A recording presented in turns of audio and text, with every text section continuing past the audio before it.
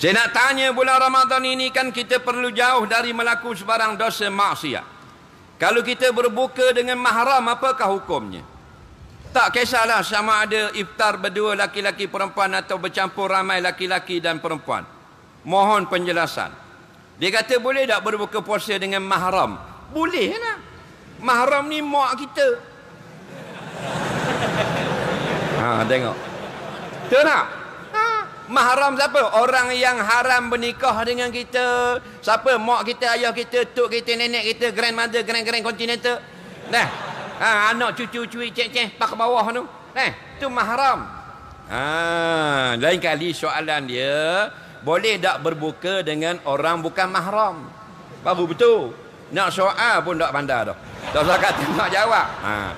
Tapi dia salah tulis ni. Kan? Dia tahu dah. Mungkin orang salah taik. Jangan marah. Jadi hukumnya berbuka ke, berpuasa ke, tidak boleh berdua-duaan yang mengundang fitnah. La yakhluwanna ahadukum bimra'atin illa ma'azi mahram. Atau kama qala. Tidak boleh kamu berduaan dengan perempuan yang bukan mahram. Kalau laki-laki, kalau perempuan tak boleh berduaan dengan laki-laki ajnabi yang boleh nikah, melainkan kena ada mahram yang menemani, faham? Ataupun ramai baru boleh. Sebab tu tak boleh nak dating, boleh bertiga. Bukan kata puasa berbuka puasa.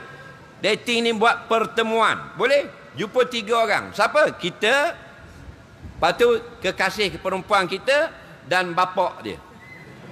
Dating lah 3 orang. Faham lagi? Hukumnya halal. Ni dalam hadis kata illa ma'azi mahram.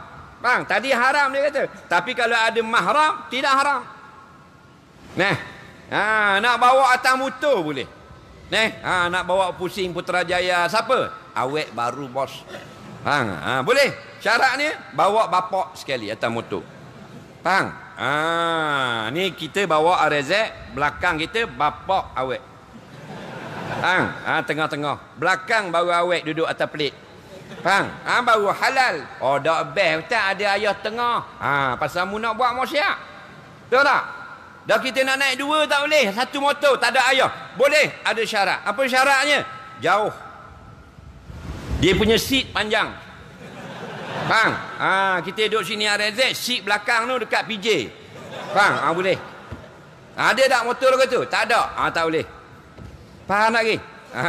Jadi nak berdua-dua berbuka puasa, mu suak aku suak, mu suak aku suak, kaki suak kat bawah. Faham lagi? Lah puasa kita ada pahala. Jadilah dia bulan ni bulan nak cegah maksiat. Untuk latih kita, kalau biasa berkapal, maka dengan berkat Ramadan ini aku berhenti berkapal. Walaupun aku akan berkahwin dengan dia insya-Allah, tapi kapal itu haram, aku berhenti.